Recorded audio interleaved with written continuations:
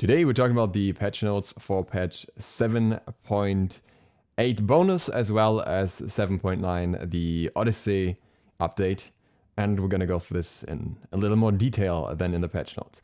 Here are the skins. I think the Ganesh one is really cool, the Cyrus one is nice. We've already seen these ones. And first let's have a look at the bonus balance here. Something very interesting you will notice throughout this bonus balance, and that is that, you know, you always have these icons for the Olympian feedback. And I think the Olympian feedback ones are ones where I'd be like, yeah, sounds good. And then the ones where it's not the case, I'm often like, why? But we'll go about that. So, Ring of Hecate is extremely strong, obviously. I don't need to explain that to anyone. Still, probably the best item in the game right now. Attack speed being reduced by 5% here, and the lifesteal as well. I think that especially the attack speed is important. Lifesteal is something that will be a bigger factor when we look at the second item here, Typhon's Fang. Decreased healing obtained from magical lifesteal from 40% to 30% in the item's passive. So that combines to reduce the overall sustain quite a lot, and obviously means that anti-heal is going to be a fair bit more effective, which is, I think, the major issue of this combination at the moment. But specifically, the attack speed by itself will also significantly reduce the early game damage output of some Mage ADCs, most importantly Freya. So I think overall, these item changes combined can definitely shift the current situation. I still think that Ring of Hecate is going to be a strong item because it still offers attack speed, power, and lifesteal in one item, something that you typically don't get because it's so strong. But I would not be surprised if it's nerfed further, but I would also not be surprised if these nerfs definitely make a noticeable impact, at least. Typhon's Fang probably will not get nerfs beyond this, I'm guessing so far. I think this nerf alone will do a fair bit. And this will also affect Soul Lane, where you have the Bancroft's Typhons build at the moment. So, yeah, the sustain overall will be going down. And I think that's going to be a good thing. Then we have the biggest thing of the patch that took me half the patch notes to get over. Hastened Katana's getting a nerf. Increased attack speed from 20 to 15%, and increased movement speed from 10 to 7%. And I'm just like, okay. So the reason obviously is that AA guards are overperforming. That Bakasura, Arachne, Kali, Nemesis if you play like that, adapting recently the name Set that you can kind of play in that way as well. They're all very, very strong guards. They're all top tier guards. But I don't think it's because of Hasten Katana. First of all, they don't even all build Hasten Katana. The top performing one on a ranked level is Arachne, and you're not building Hasten Katana on Arachne. She doesn't need Hasten Katana. So it's just it just feels a little misguided. I don't know. So the items that I think should be looked at is Golden Blade. Again, Golden Blade is the item that still allows them to clear so much faster than everyone else. Even after the nerf, it's still incredibly good. It's still an extremely strong item, which they acknowledged, and I'm not sure why they're not doing a further nerf. Another item that's very effective in general on everyone is Atalanta's Bow, which many assassins can also use, which is not getting any nerfs. Instead, Atalanta's Bow was meant to be budget Hasten Katana, but in reality, Hasten Katana is budget Atalanta's Bow. And I don't understand, do they want people to really, really use Atalanta's Bow? Because this just means that the only guards that will ever consider using Hasten Katana are the ones that have super high sticking power focus, and that's Bakasura and Kali basically. That means that you wouldn't, you're not even considering it on Arachne, you're not considering it on Mercury as well, and I didn't even mention him. I guess you're maybe somewhat considering on Set sometimes. I don't know. I haven't seen a Hasten Set in ages, but maybe that's what's being played. I haven't seen that much of Set. I see more ability Set in general. I don't know what it is with Hasten Katana, but they keep nerfing it. I think somebody just has a grudge against either AA Assassins or Hasten Katana. I think there's so much better items to nerf if you're targeting AA Assassins. You could go after Stone Cutting Sword or something, but they get another buff later on. I can briefly mention Serrated Edge is getting changes, which nerf it for Arachne, but kind of buff it for anyone else. So that can kind of offset that, I suppose. But yeah, it's just very weird. Tsukuyomi has been over the moon and back, and now it's going back. And again, this is an Olympian one, so this is the one we were talking about and expecting. I'd like to point out that to this day, I'm getting people telling me that Tsukuyomi is actually balanced. Here's your answer. Here you go. This is not what the changelog for a balanced character looked like. He has the highest, like if you go in any game, he's going highest player damage. If you got any competence on this character, he's going highest player damage every game because he gets so much damage. And I think his core kit is fine. I think it's the damage numbers that are the problem, and I think that is what Hyris sees as well, because we're seeing damage decreases across the board. So Dark Moon Shuriken, 10% scaling reduction. This might need further nerfs, to be honest, because I think that in combination with the basic attack right after is still going to be massive damage, even with 10% less scaling, because you still get 100% scaling from the basic after that. Maybe it's the movement speed change there, like the slow and the increase that needs to be looked at, or the base damage of the Dark Moon Shuriken. I think this is not quite done. Kusarigama gets a damage reduction on the first hits from 35 to 135 to 30 to 130, so 5 off, and the final hit damage from 70 to 290 to 60 to 280. That is not a massive reduction overall. We're talking a total of 5, 10, yeah, 20 base damage reduction at the highest rank and at the lowest rank as well. That might still be too strong. Just like, it's still a ton of damage. It takes away some time where you could basic attack otherwise, obviously, but it's still a ton of damage, and I think that's something we need to acknowledge here, that I don't think they're done with the nerf here necessarily, but I guess it's because they're nerfing everything at once that they want to see where it goes. And the disarm duration is also decreased from 1.5 seconds to 2.5 seconds to instead going to 1.6 seconds to 2 seconds. This is important because usually this is the ability level first. So now you can actually contemplate leveling the 1 more, I guess, because the disarm really doesn't increase that much anymore. 2.5 seconds will obviously insanely long, and 2 seconds is a lot more appropriate, so that makes sense. Silver Moon Caltrops decreased the damage from 20 to 90 to 20 to 80. Yeah, I can see that. I would rather see the slow being worked on. I'd rather see the slow being less on a single spike and then increase if you get hit by multiple spikes. So that if you avoid it after a single spike, you're not as slowed. But I guess it's one way to cope with this ability as well. And then we have Piercing Moonlight, decreased dash damage from 85 to 215 to 70 to 290. And this is per dash, so we're looking at 25 at max rank, 15 at lowest rank here, which means that it's 100 damage at max rank that's reduced here, so that's pretty nice. Updated the description to properly describe that Tsukuyomi must damage a target with the beams to dash to them. We'll get to that soon in a video. And then fix an issue where the description didn't state that killing an enemy immediately granted Tsukuyomi both of his ranged attacks. Yeah, that wasn't ever mentioned, I think, at all. But yeah, if you didn't know this, this gives you two extra ranged attacks when you kill someone with the ultimate itself. Which also seems a bit over the top and unnecessary, like looking at his kit. But overall, I think these are good nerfs to really, you know, get started on the character. Then we have Olorun. Touch of Fate, decreased bonus damage from Olorun's critical strikes from 60 to 50. So this is a revert of a previous buff. I still think they should nerf the ultimate. They are looking into nerfing it in the future if after the Ring, Typhons, and Touch of Fate nerfs he is still overperforming. And I have a feeling there's definitely potential for him to at least overperform on the competitive level of play where the ultimate just has such a major impact. And I don't think that the item nerfs completely take him out. He's not even one of the AA mages that is super reliant on Typhons anyway. So yeah, I think we might see that. And then Freya decreased slow on the pulse from 25% at all ranks through 15 to 25. So she's a bit more balanced in that regard, but I think the bigger factor here actually is the Ring of Hecate 5% attack speed. Like, a little bit of attack speed goes such a long way for Freya in early game with a clear and everything as well. So I think, yeah, that's a good change.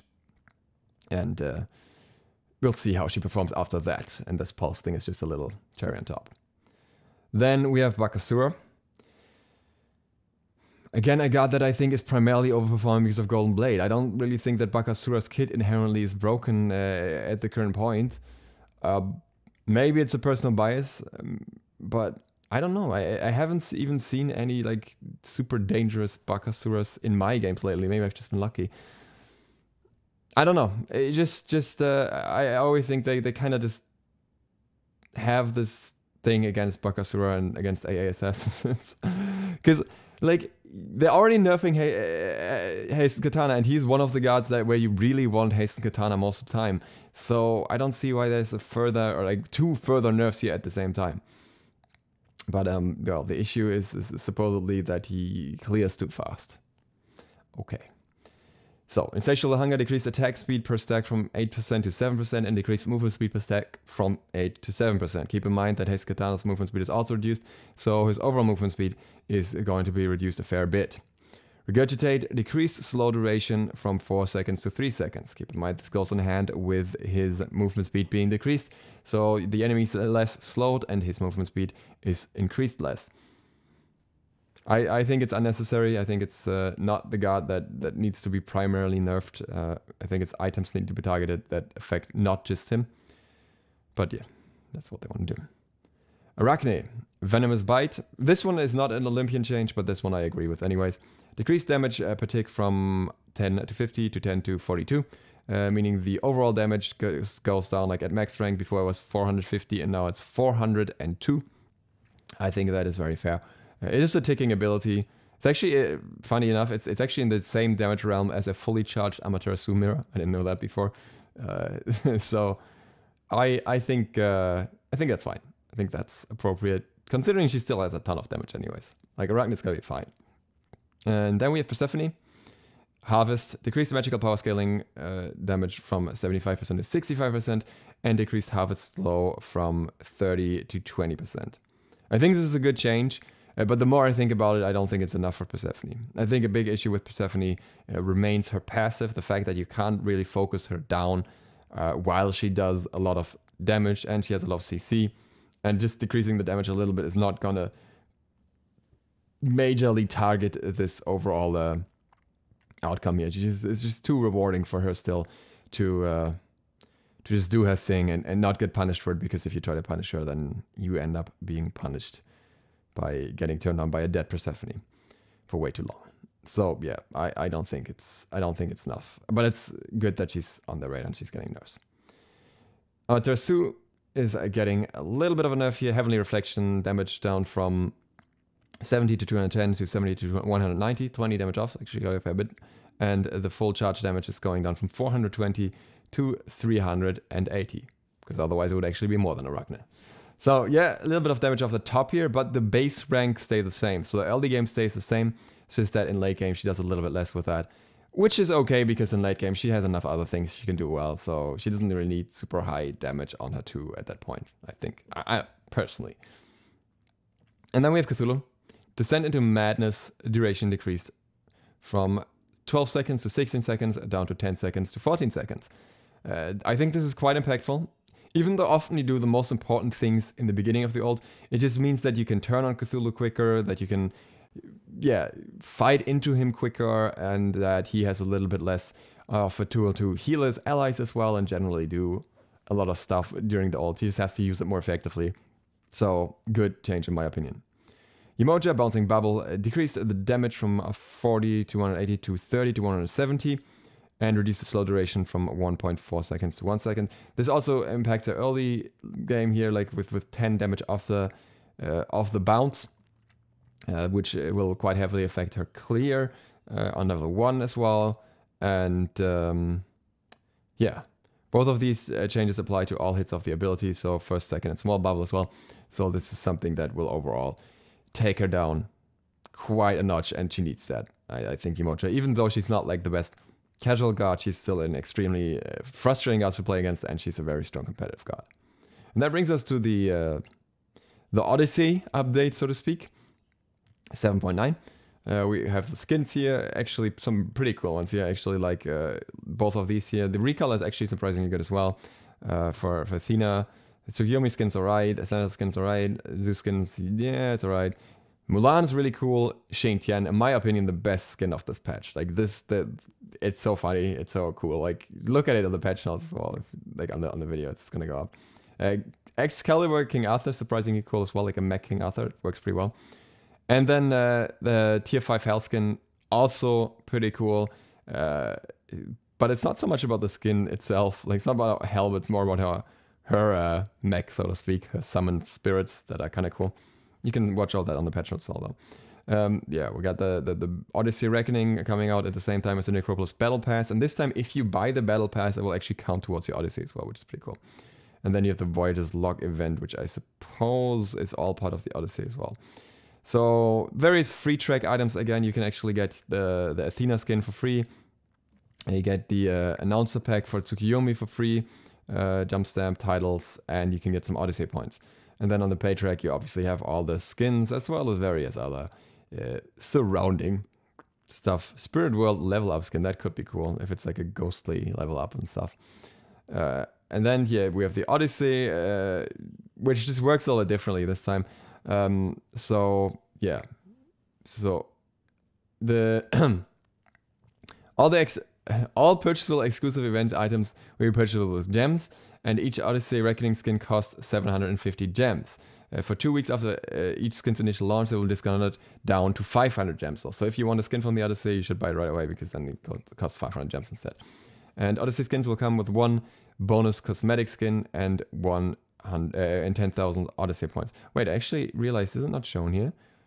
Oh no, here, the Mulan skin is the one that comes as an Odyssey reward, which like I said, I really like that one. So that one is for unlocking some other skins. You don't actually need to buy that one.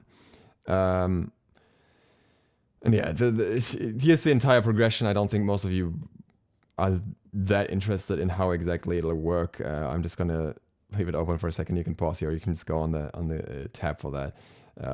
It's this whole map fragment system that you can buy, that you can unlock specific things with, which honestly is only gonna become fully clear when they actually show it in game. Apparently they want to put a much bigger focus on the quests and stuff again. So yeah, I think that's where it's gonna go. Oh my god, I just realized the Xing Tian skin is actually one that you have to get 80,000 points for. Which means like you have to buy 8 skins to get it, unless you get it unless you get the points in other ways. So yeah, that's something worth keeping in mind. And the skin is so cool that I guess I'm gonna like get to that level and then stop there. I don't care about the Kunina skin, and I don't really care about the Hell skin that much. Yeah, okay. And then you have this buy all option as usual. And then there's even more info about this gameplay event. It's just a lot of stuff. Like I think it's just easier to just look at it in game. And there is also going to be a few unlockable things. Is it this one? No. Basically, for a few days, if you play, you get some dump stamps and stuff like that. I don't know where it is, but it's part of this list as well somewhere. But yeah, these are the upcoming skins here as well. There is a Hunbat skin, that's interesting. So that's something we haven't had in a while. And everything else is kind of as you would expect, I would say. Ra skin as well, and an Ares skin. Okay, so a few cool ones. Let's go. Some quality of life improvements. You can now, is that here? No. Well, clarification. Intentionally disconnecting exiting Smite to trigger early surrender forgiveness is considered abuse of the system. We'll be escalating punishments to more aggressively, up to and including banning players caught doing so. So if you dodge for your teammate, or like you quit for your teammate so they can early surrender, then you can get punished for that. And improved sorting for god skins in the skins. Never mind. Yeah, there is. For ranked matches where player is disconnected, we will now allow pausing while in combat. So that's very nice. If you have a DC, you don't have to wait until everyone is out of combat. You can just pause, and that's it. It's nice.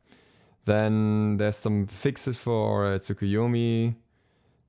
Hot fix. Oh, it's not for Tsukuyomi specifically. I was going to say, they didn't even mention this. But here. Fix Tsukuyomi getting interrupted during ultimate dash. Okay, that was actually really annoying when it happened because it was really weird when it happened. Fixed on instant cat Tsukuyomi's Silver Moon Caltrops going further than intended if camera flicked. Ha! Interesting. Fixed an issue with Capri Resurrection could cause Tsukuyomi to move in unintended ways. Okay, good. Various things fixed about Tsukuyomi. That's nice. Gameplay. Let's see if there's anything important in here. Well, okay. Fire Giant's attack chain did not reset properly. Cold Fury would not accurate if afflicted by the debuff from Purple Camp. Isn't that the purpose of the debuff from Purple Camp? Some lighting. God, but oh, they fixed the bots a little bit. That's nice. Okay, yeah, cool. That's all for that. And then Tsukuyomi cannot get stuck in world and cannot teleport to certain unintended locations anymore, I guess. And Terra is fixed, so she can't crash games anymore. That's nice. Okay.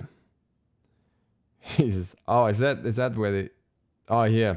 This is the free unlock. So if you play during the Voyager's Log event, then you just like random...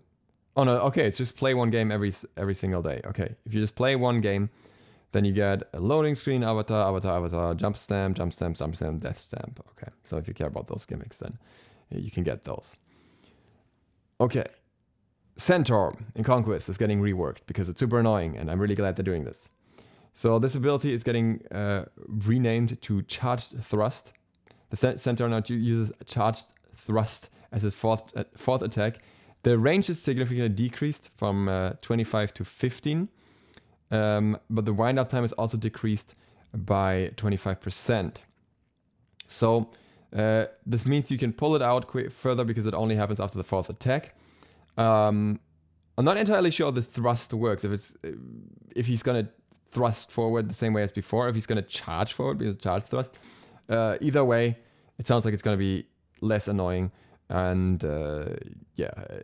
You might want to juke it better, and I guess you can juke it by going backwards as well due to the range difference, so that's nice. Very, very nice quality of life there overall. I like that. Serrated Edge gets a whole rework. Increased the cost from 2,550 to 2,650. Decreased physical power from 30 to 25. So, 2 nerfs. But then, for every non-ultimate ability on cooldown, you gain a stack of Cruelty. Each stack provides 10 basic attack power and 3% physical lifesteal. At the moment, the item provides 40 basic attack power, and it provides 10% lifesteal, but only if everything is on cooldown. So what is going to happen is that most assassins typically have 2 damaging abilities in their kit that they use, and then a third one that stays off cooldown. And for those... Like that's the escape quite often. And for those, it's going to be a massive buff. Like think, for example, a Willish. She can use her 3 and her 2 and her ultimate. And she keeps her 1. And she will have increased basic attack power, like 20 extra basic attack power during that time. 6% extra lifesteal. And she still has the 25 power from this item, right? And even after the first ability, like you're already going to have more basic attack damage than you have now. Because you're going to have a total of 35. That means it's less snowball potential like once the full passive hits, but there's a little bit more potential for everyone in general. And the nice thing here is obviously that this item also comes with a lot of percentage penetration, so there's just more of a purpose to use it on more gods. Also ability-based gods like a Thor can just use it much more effectively, I think. Susanoo would be another one. But I'm just not sure if the base stats are going to be enough. Because while you have a lot of pen, and while you have a lot of basic attack power here, even at full stacks, this item now sits at 55 basic attack power, or basic attack damage, which is not insane by any stretch. And I think this started out with 80. Right? I think this like on PTS, I think it initially had 40 physical power and the passive was an additional 40. So it goes from 80 down to 55 at max potential. And it's more expensive.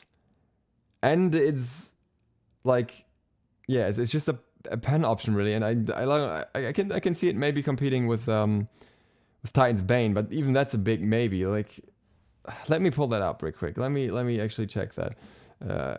Let me see. Like, if we look at the current stats of Titan's Bane in comparison, then we have 40 physical power on Titan's Bane, and you have 20% penetration as well. For 2,550 gold, and with Serrated Edge you have extra stats, right? You have the pen and you have a little bit of movement speed. So I think that's what's gonna hinge on. It's gonna hinge on, does your character like the lifesteal and does your character like the movement speed? If yes, then you will probably prefer Serrated Edge, and if you just are better off with more pen, they're gonna prefer Titan's Bane. So I guess they're in competition, but the fact that it's gonna have such low power and it only really gets more, like slightly more damage potential than Titan's Bane once you hit 2 abilities off cooldown. I don't know if I think that's enough. I think let me tap down this one more time now. I don't really see it. Like, I see some characters using this, but I don't see this being in a good state, especially when Atalanta's Bow exists as well. Like, I don't know. I think maybe I'm just valuing Atalanta's Bow's passive too highly, but Atalanta's Bow has the same base power and it has 30% attack speed, and it still has 20% physical penetration. And most characters that make use of stats like movement speed and stats like lifesteal will also make great use of 30% attack speed, because they're typically basic attacking guards. And Atalanta's Bow is cheaper. Atalanta's Bow is 2,450 gold. And I think Atalanta's Bow needs a nerf. I've said this multiple times. But maybe I should make a separate video out of this, because otherwise I'm gonna get stuck on this topic for too long. Yeah, I'm very like skeptical of this change overall. The next change I'm very happy about, because I was literally going to make a video about this topic in the next few days. So I'm kind of sad about it because I can't make my video anymore, but maybe I'll still make the video just to explain it. So Height of the Nemean Lion gets a change to the passive. For every 100 total protections from items, magical and physical. So you building 2 defense items, you only from items only, not your general protections, you gain 1 block stack, preventing the next basic attack from damaging you. This effect can stack up to 3 times. So you can actually get more block stacks than before, but you need to build defense in order to do that, and you need to build more defense than just Height of the Nemean Lion. So now Height of the Nemean Lion on its own will be a pretty terrible item, to be honest. But if you build it in combination with other defense items, then it's going to be interesting. This is also going to be interesting another way, because I was going to talk about, or I will still talk about countering Tsukuyomi soon, and one of the items that I would have strongly suggested is Height of the Nemean Lion, because that blocks his 2 ranged basic attacks. That is no longer going to be the case. So this is basically a Tsukuyomi buff. But it's still a necessary change to the item, I would say, for squishies not to abuse it as much. I think that I would like to see the item still be effective without any additional defense items. Like, I'm a bit surprised they took off the additional stack. I would have thought that maybe it would be better to like have 1 stack right off the bat, so 1 blocked basic attack, but then the secondary one if they have maybe like 150 protections. So if you have 150 protections in total, so that the second one will only be reached by tanks, but the first one is accessible to everyone. They're going hard in taking this in the tank direction, which, you know, I guess it makes sense, but it just means that if you're using it to just counter 1 very crucial basic attack, then it's not going to be useful anymore. So it's not going to do anything against, say, for example, a Loki anymore.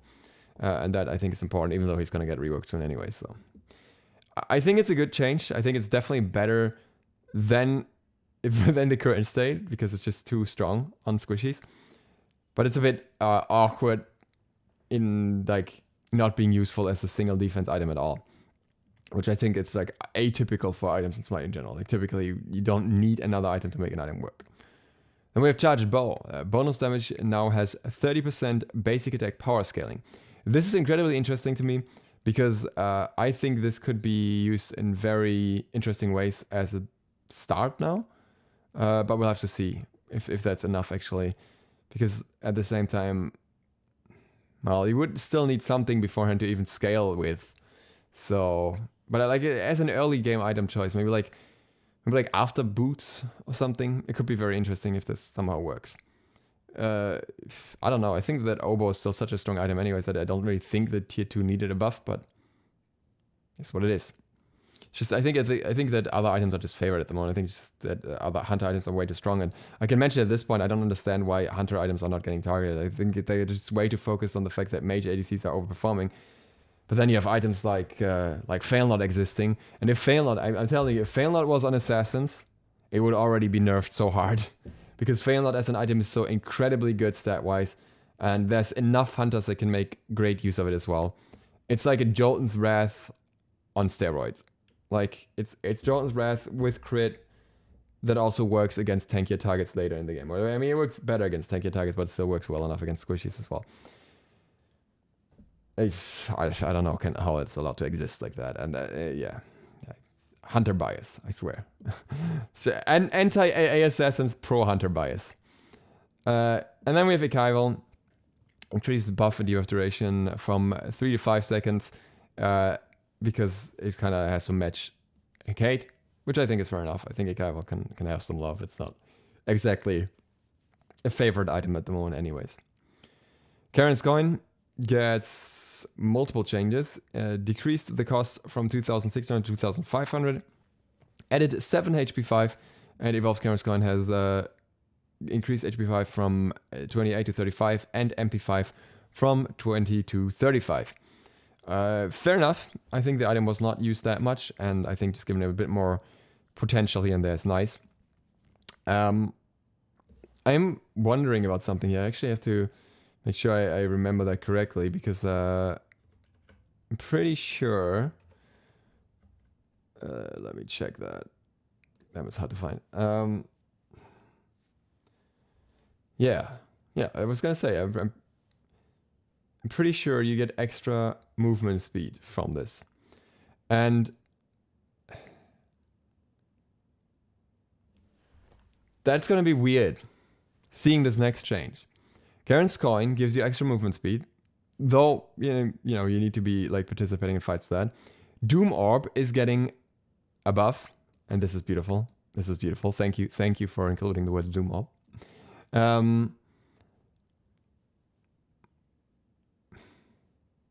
150 gold off, and Doom Orb is not a bad item. And I'm thinking gods that have high mobility in themselves, like gods like Ra and Poseidon, are going to thrive with this. And then on top of that, you get a cost decrease on Warlock's Staff. So that's going from 2,650 to 2,500. And Sorcerer's Staff, the tier 2, also gets a buff from 30 power to 45, 15 extra power. And now throw these items together in a build.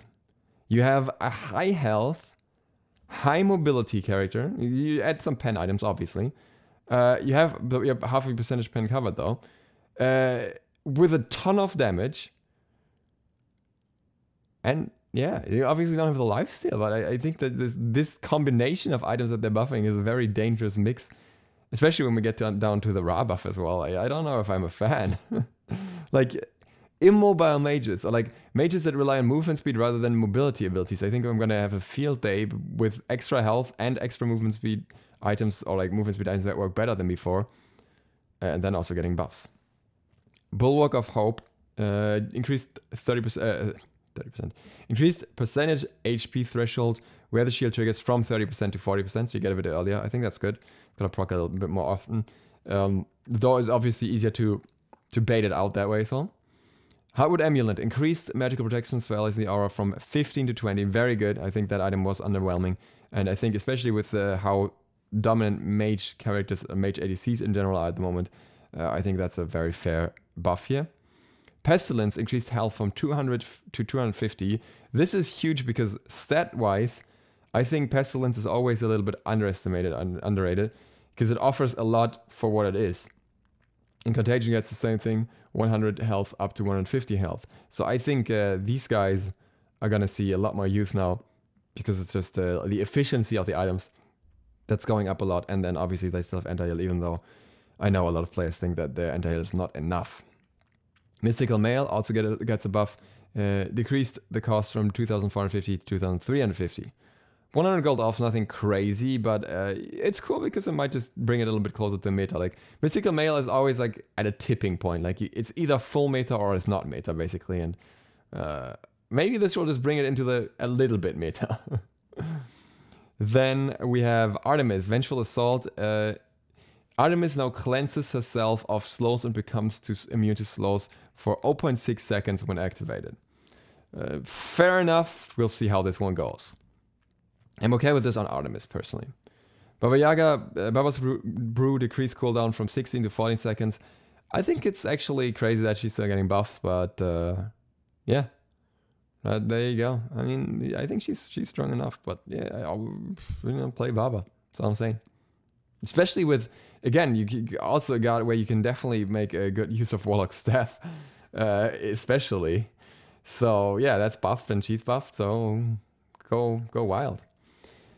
Chuck, increased physical damage power scaling on Thunderstrike from 60 to 70%. Yeah, it's gonna help him a little bit in late game, but I don't think it's gonna make a crazy difference with Chuck. Chuck's Chuck. That's all I can say.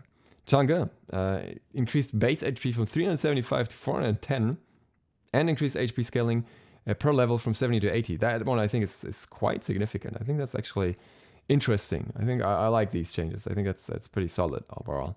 I like Chang'e, so I'm always happy to see her buffed in any form.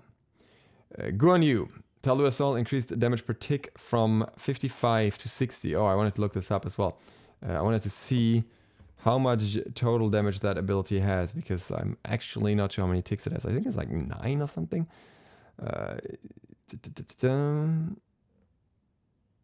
No. Oh, it has 10 ticks? Is it 10? No, it has 9 ticks. Oh, yeah, it actually has 9 ticks. Wow, I don't even know why I remembered that. So, if it has 9 ticks, that means we have a total damage increase here of 45. On rank 1. That's okay. That's a lot for a single ability, but at the same time, you're not that frequently gonna hit a full Talua Assault on target, because usually they can get away or they can interrupt it, or yeah, even when you're clearing, you're typically getting interrupted. But it could definitely put him in a more interesting spot against guards that cannot interrupt him. Obviously, like if you face someone that cannot break your Talua Assault, that could be quite significant. Yeah, Shockwave increased the damage dealt at max range from 50% to 70% of the initial damage. All the mage gap players, the jungle gap players are gonna celebrate this one. It's actually quite a significant increase at that point. I think it's gonna be very annoying in duo because, you know, normally if you're at max range already, you're just gonna go like, yeah, it's just a little bit of damage. But now it's actually gonna be a fair bit more. So that's definitely something that will surprise a few players. Nemesis, Slice and Dice gets a reduction again, kind of a bit of a revert, from 50 to 170 down to 45 to 165. I'd like to point out that this was basically the same damage as Willow's Feather Step, which requires her to do multiple basic attacks to get that damage beforehand, whereas Nemesis could just do that off the bat as long as you hit the enemy with the center of the ability. So I am very much fine with this being nerfed a little bit, and I think this is completely acceptable. I think she might still be very strong after that because she has a lot of different things that are going in her favor at the moment. Ra, Celestial Beam, increased damage, increased magical power scaling from 90% to 100%. It's Ra buff. I'm fine with this buff. I'm okay with this buff, but then this one is concerning to me. Divine Light. Additionally, Ra now cleanses himself of slows and becomes immune to slows for 0.6 seconds when activated. So this guy gets slow immunity while he already has a lot of massive movement speed increases in his kit. And I think that's a very dangerous combination because, you know, normally the thing to counter movement speed is slows. It is for 0.6 seconds, so if you time your stuff right, I guess you can kind of fight against it, but still, I think it's a bit concerning. Obviously, it's nice for both him and Artemis against Tsukuyomi specifically as well, who works on slows. I just don't know. Giving him that, and then the Warlock's buff, and then the Duma buff, and then the Karen's Coin buff, which all work for him, I don't know. That seems like a lot. That's all I'm saying. Zeus. Increase base attack speed from 0.87 to 0.95. Obviously, always pretty significant for Zeus because it also allows him to apply his electricity, and they're also hoping that we maybe see some extra variation in his build choices. And I think that's the interesting thing here, right? That maybe with this we may see a meta where attack speed Zeus actually shines because you can, you know, use Hecate on him as well, and a lot of lifesteal, and maybe we'll just see basic attack Zeus. I think it'll be funny. It would be interesting. Haven't seen it yet, but who knows? And then we have Odin. Gangnam's might decrease cooldown from 14 seconds to 12 seconds, but, you know, bring him back in line after he's been nerfed quite heavily. I think I'm completely okay with this one because he was just not that impactful anymore. And last but not least, Batz, because he's got an upcoming skin. No, he's been like not really played after his nerf, apparently. I mean, we haven't even seen him in competitive much, I think, if at all. Haven't been paying attention to all the games that I've been having lately. But yeah, his cooldown on the ultimate was 120 seconds, and it was just too much. And now it's decreased here to 110 down to 90 seconds, so you can have low cooldown ultimate again. For a character that very much revolves around his ultimate, I think that is okay, because the rest of his Batz kit is just, it's just there. It's not super crazy or anything, you know. It's not bad, but he's not the best.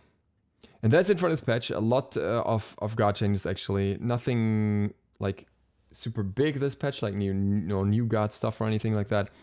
But a lot of interesting stuff. So yeah, I think it's very exciting. There's a lot to talk about actually. I didn't realize how much it's gonna be. And yeah. If you're new to the channel, hit the sub button and ring the bell so you get updated of all the other stuff coming out. I'm guessing we're gonna have some data mining soon and everything. And on that, thank you so much for watching. I'll see you for the next one soon. ZiSotto out.